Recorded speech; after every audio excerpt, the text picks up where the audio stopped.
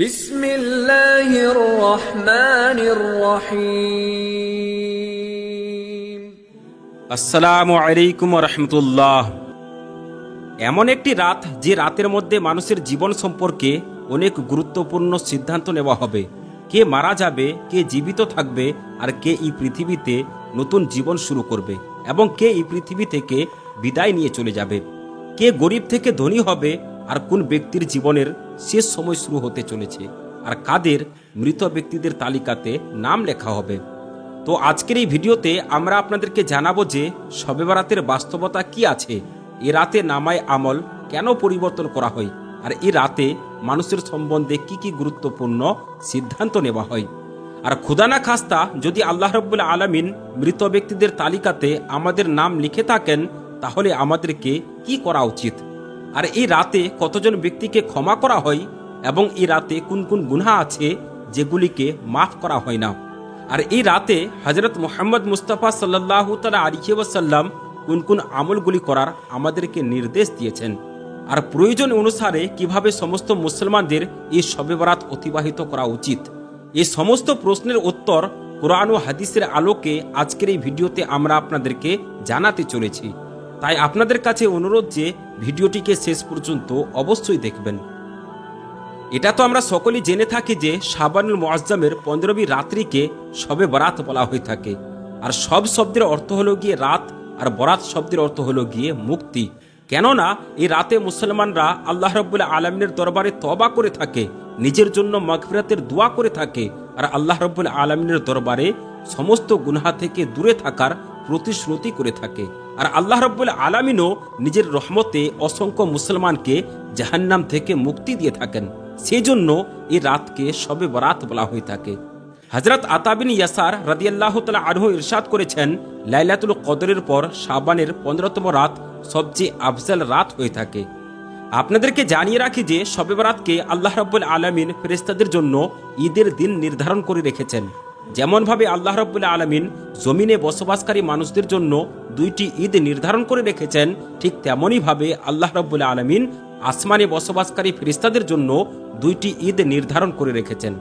একটি হলো শবে বরাত, আর দ্বিতীয়টি হলো শবে কদর। আর মানুষ এই 2টি ঈদকে দিনের বেলাতে উদযাপন করে থাকে, সেখানে দ্বিতীয় দিকে ফেরেশতারা এই 2 ঈদকে রাতের বেলাতে উদযাপন করে থাকে।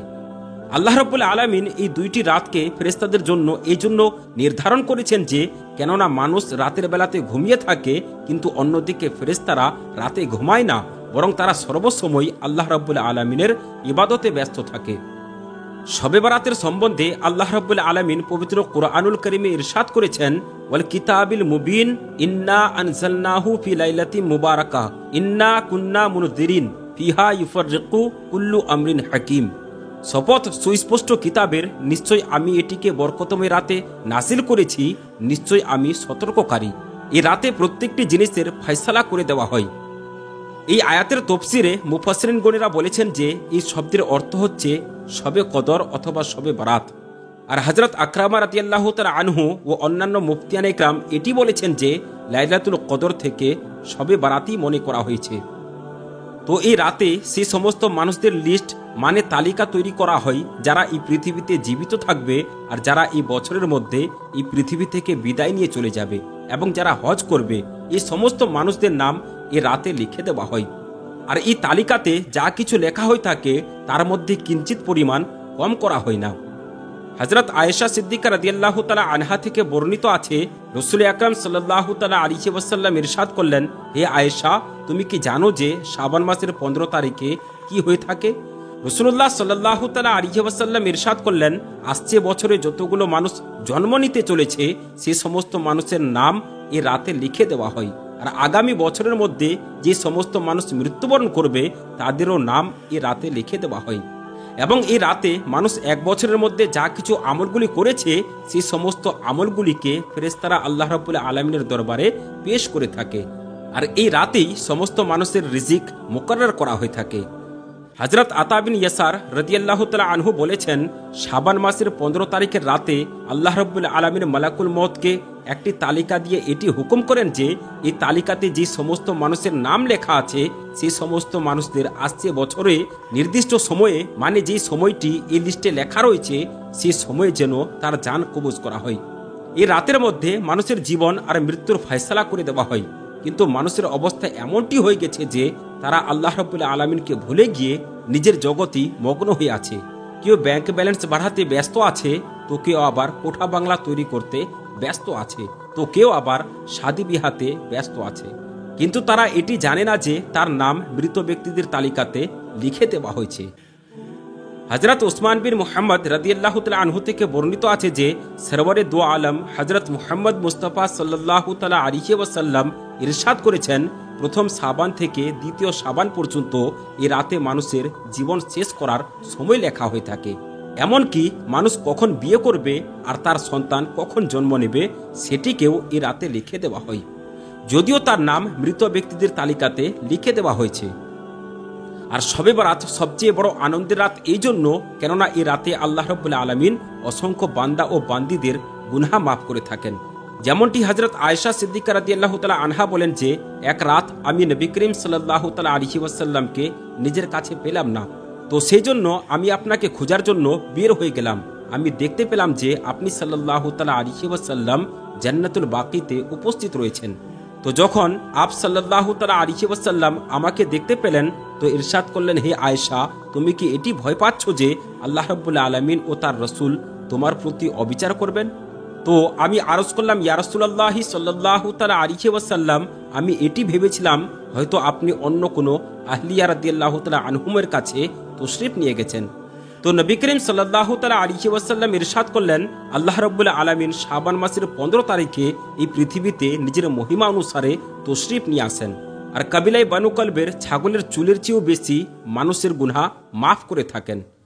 হযরত আবু বকর সিদ্দিক রাদিয়াল্লাহু তাআলা আনহু থেকে বর্ণিত আছে, হুজুরে আকরাম সাল্লাল্লাহু তাআলা আলাইহি ওয়াসাল্লাম ইরশাদ করেছেন যে শাবান মাসের 15 তারিখে আল্লাহ রাব্বুল আলামিন এই পৃথিবীতে তশরিফ নিয়ে আসেন আর পৃথিবীর সমস্ত মানুষকে মাফ করে থাকেন যদি তারা আল্লাহ রাব্বুল আলামিনের উপর ঈমান নিয়ে এসেছে, কিন্তু সেই মানুষদের ছাড়া যারা শিরিক করে এবং বিদ্বেষ পোষণ করে। অন্য আরেকটি রিওয়ায়াতে বলা হয়েছে যে নবী করিম সাল্লাল্লাহু তাআলা আলাইহি ওয়াসাল্লাম ইরশাদ করেছেন, আল্লাহ রাব্বুল আলামিন শাবান মাসের 15 তারিখে নিজের রহমতের দ্বারা সকল মখলুকাতকে মাফ করে থাকেন, শুধুমাত্র সেই মানুষদেরকে ছেড়ে যারা শিরিক করে এবং বিদ্বেষ পোষণ করে। হযরত আব্দুল্লাহ ইবনে আমর ইবনে আস রাদিয়াল্লাহু তাআলা আনহু থেকে বর্ণিত আছে যে রাসূলুল্লাহ সাল্লাল্লাহু তাআলা আলাইহি ওয়াসাল্লাম ইরশাদ করেছেন, শাবানের 15 তারিখের রাতে আল্লাহ রাব্বুল আলামিন তার রহমতে দুইজন ব্যক্তিকে ছেড়ে সকল মানুষদেরকে ক্ষমা করে দেন। প্রথম সেই ব্যক্তি যে বিদ্বেষ পোষণ করে আর দ্বিতীয় সেই ব্যক্তি যে অকারণে কাউকে হত্যা করতে চলেছে। আপনাদেরকে জানিয়ে রাখি যে শবে বরাত এমন একটি রাত যেটিতে আল্লাহ রাব্বুল আলামিন মুসলমানদেরকে মাফ করে থাকেন এবং বান্দার দোয়াও কবুল করা হয়।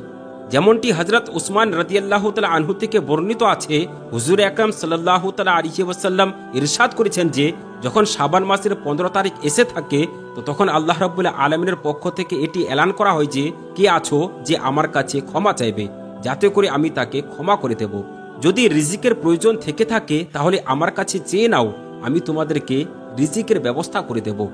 সেই সময় আল্লাহ রাব্বুল আলামিনের কাছে যা কিছু চাওয়া হবে সেটিকেই আল্লাহ রাব্বুল আলামিন দিয়ে থাকেন।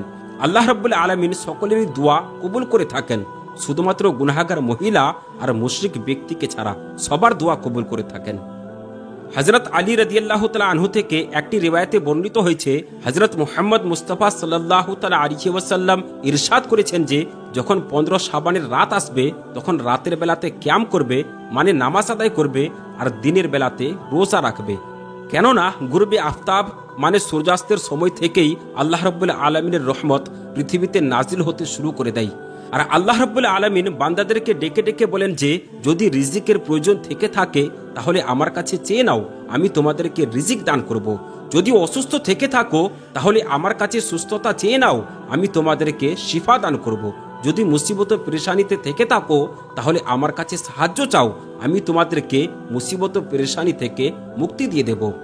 আর এই এলানটি ফজর পর্যন্ত মানে সূর্য না ওঠা পর্যন্ত আল্লাহ রাব্বুল আলামিনের পক্ষ থেকে হতেই থাকে।